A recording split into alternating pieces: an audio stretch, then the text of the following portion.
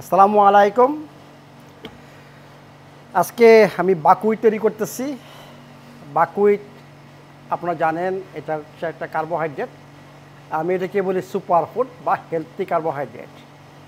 Carbohydrate আমাদের must খেতে হবে।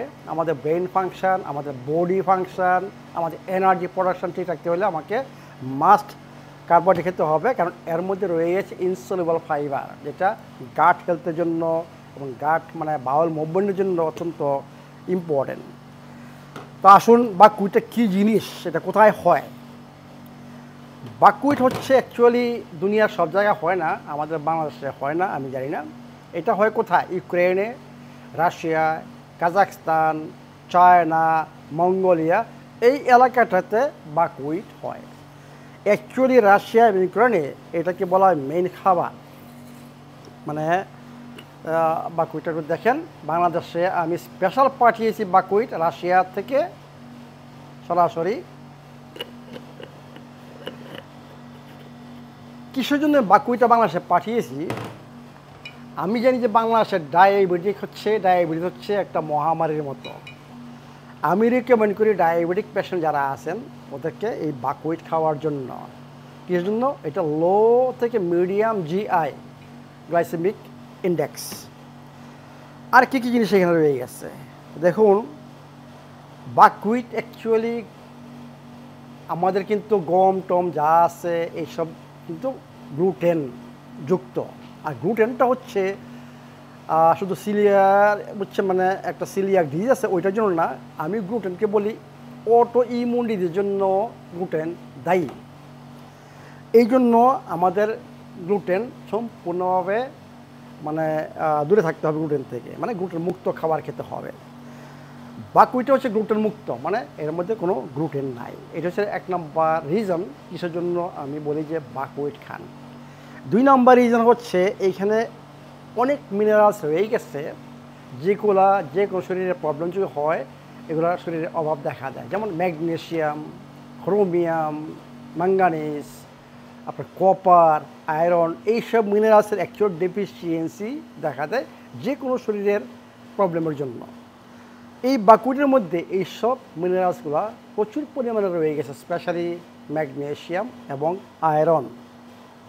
এটা আপনি জানেন যে ম্যাগনেশিয়াম হার্ট পেশেন্টের জন্য অত্যন্ত ইম্পর্টেন্ট, ব্লাড প্রেশারের জন্য অত্যন্ত ইম্পর্টেন্ট। এর মানে ম্যাগনেশিয়াম সব জায়গায় ভিটামিন ডি এর মতো শরীরের যে কোনো প্রবলেমে আপনি যদি করেন দেখবেন যে ম্যাগনেশিয়াম অভাব রয়ে গেছে। তার আপনি ম্যাগনেশিয়াম পাচ্ছেন, আয়রন পাচ্ছেন, ম্যাঙ্গানিজ, কপার, এইসব সবই আপনি পাচ্ছেন বাকহুইটে।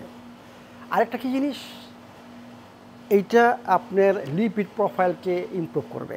এর মানে কি আপনার এলডিএল কমাবে এবং এইচডিএল বাড়াবে।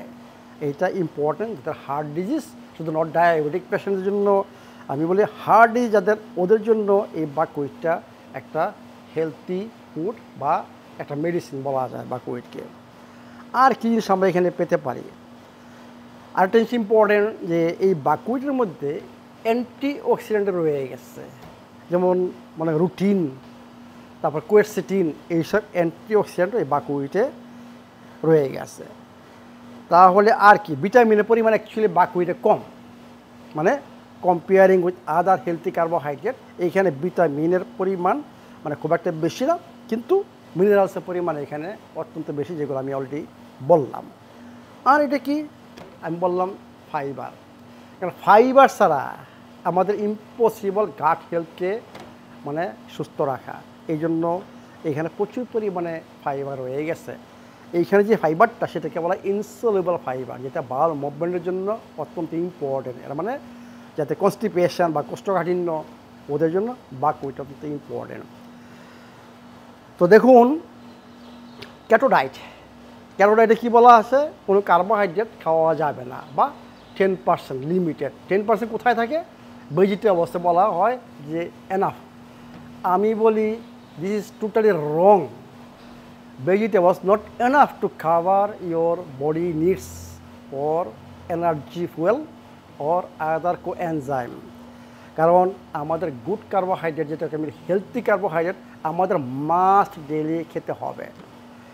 তো এখন আসুন পাক করব কীভাবে, কারণ অনেকে পাকের জন্য ঠিকমতো পাক করতে পারেন না, এর জন্য এটা টেস্ট ভালো হয় না, খাইতে পারেন না, খাইতে ইচ্ছা হয় না।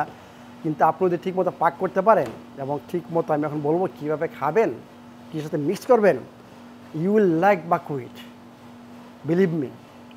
পাক করার জন্য আমি রেকমেন্ড করবো অ্যাকচুয়ালি এই ধরনের একটা রাইস কুকার। এটার মধ্যে কয়েকটা ফাংশন রয়ে গেছে, হোয়াইট, ব্রাউন।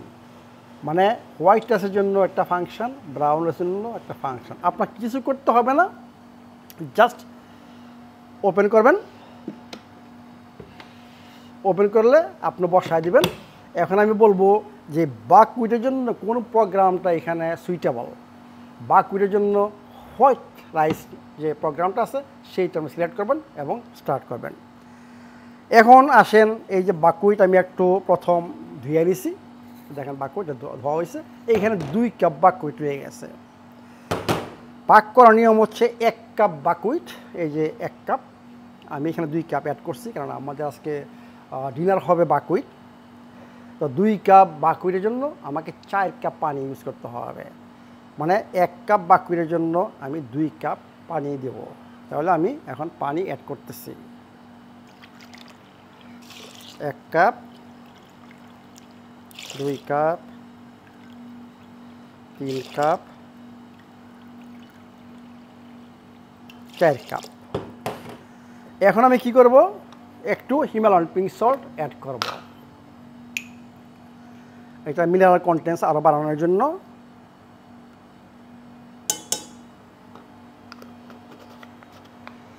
নেক্সট কি করব, এটা ওপেন, দেখেন কত ইজি পাক করা।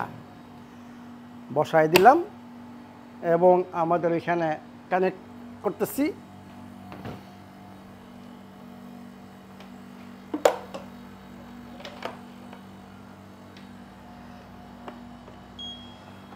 কানেক্ট, এই যে দেখেন হোয়াইট, মানে হোয়াইট রাইস, এই প্রোগ্রাম স্টার্ট। সমস্ত ভেজাল দূর হয়ে গেল, আর আপনার চিন্তাই করতে হবে না কি হচ্ছে না হচ্ছে। ওইটা পাক হওয়ার পরে, সব কিছু রেডি হওয়ার পরে অটোমেটিক ওয়ার্মে থাকবে। আপনি অ্যাকচুয়ালি এই ওয়ার্মে আপনি 24 ঘন্টা আপনি এই বাকহুইট ইউজ করতে পারবেন।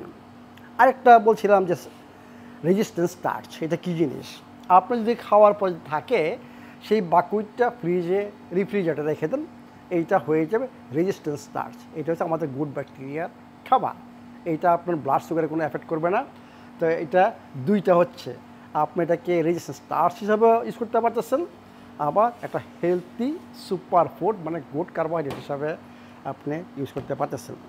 সোজা কথা, আমাদের বাকহুইটটা হচ্ছে হার্ট হেলদি এবং ডায়াবেটিক পেশেন্টের জন্য এবং গাটকে ঠিক করার জন্য, গাট হেলদি। আর বাকিগুলো এনার্জি প্রোডাকশনের জন্য, যে কোনো কার্বোহাইড্রেট এটা হচ্ছে কি এক জাতীয় ফুয়েল, আমাদের এনার্জি প্রোডাকশনের জন্য ফুয়েল এবং কোএনজাইম। এইখানে এনজাইম থাকবে না এই জন্য, কারণ এটা পাক করা হচ্ছে এই জন্য এখানে এনজাইম নাই, কিন্তু কোএনজাইম সেটা আবার কী জিনিস, সেটা হচ্ছে আপনার মিনারেলস এবং ভাইটামিনস। এটার মধ্যে কোএনজাইম রয়ে গেছে এবং এটা ফুয়েল। তাহলে দেখেন বাকহুইটটা কী হলো, তাহলে খাবার হলো না ওষুধ হলো? আমি মনে করি এটা ঔষধ। খাবার তো আসি, কিন্তু প্রত্যেকটা খাবারই আমি বলতেছি এইটা আমাদের শরীরের জন্য ঔষধ। তাহলে বাকহুইট খান, এনজয় করেন, ভালো লাগবে। ও বাকহুইট খাবারের নিয়মটা বলি নাই। পাক শাক হওয়ার পরে বাকহুইটটা কীভাবে খাবেন, কখন খাবেন? আমি সবসময় বলি কার্বোহাইড্রেট আমাদের খেতে হবে অ্যাট দ্য এন্ড, মানে খাবারের সব শেষে। কীভাবে খাবেন? আমি এখানে খাই কার্বোহাইড্রেট সেই আগের মতোই, লিকুইড অ্যামাইনোস। আমি ওই দিয়া রসুন, যে কাটা কাটা রসুন, তারপরে আপনার কাঁচামরিচ কাটার পরে এইটা দিয়ে একটা মানে সসের মতো তৈরি করি, এবং কোকোনাট অয়েল আর না হয় ঘি। মানে বাকহুইট খাওয়ার নিয়ম হচ্ছে কোকোনাট অয়েল মিক্স করবেন আর না হয় ঘি মিক্স করবেন। এরপরে স্বাদের জন্য খুব স্বাদ, আপনি টেস্ট করে দেখতে পারেন যে এইটার সাথে আপনার কাঁচামরিচ, তারপরে আপনার রসুন যদি অ্যাড করেন, এরপর হিমালয়ান পিঙ্ক সল্ট, মানে এটা জাস্ট ড্রেসিং করেন, এবং এর আগে কোকোনাট অয়েল বা ঘি যদি আপনি ইউজ করেন, খুবই টেস্টি। অ্যাকচুয়ালি অন্য কিছু না খেয়ে যদি শুধু এইটাও খান, that's also a one kind of meal, মানে আপনার সম্পূর্ণ মিল এটাতে হয়ে গেল, মানে এখানে প্রোটিনও রয়ে গেছে। তাহলে আমরা এইভাবে বাকহুইট মানে এনজয় করবো, খাবো, এবং বাকহুইটটাকে আমি মেডিসিন হিসাবে আপনাদেরকে রিকমেন্ড করব। তাহলে খাবার সময় হয়তো বা আবার দেখাতে পারি যে আমরা খায়া কতটুকু এনজয় করলাম, কতটুকু টেস্ট হলো। এটা আমাদের রাসেল আছে, শহীদ ভাই আছে, ওরা বলবে যে how this tasty or not tasty, can eat or not eat. তা আমি মনে করি আপনারা বাকহুইট যতটুকু সম্ভব, কারণ আমি জানি না আমাদের যে স্টক শেষ হয়ে যায় এরপর পাবেন কি না, আমি গ্যারান্টি দিতে পারি না। তো বাকহুইটটা এনজয় করুন, অত্যন্ত একটা পুষ্টিকর খাদ্য, অত্যন্ত একটা টেস্টি খাবার, এবং আপনার শরীরে অনেক কিছু এই বাকহুইট দিবে। ভালো থাকুন, সুস্থ থাকুন।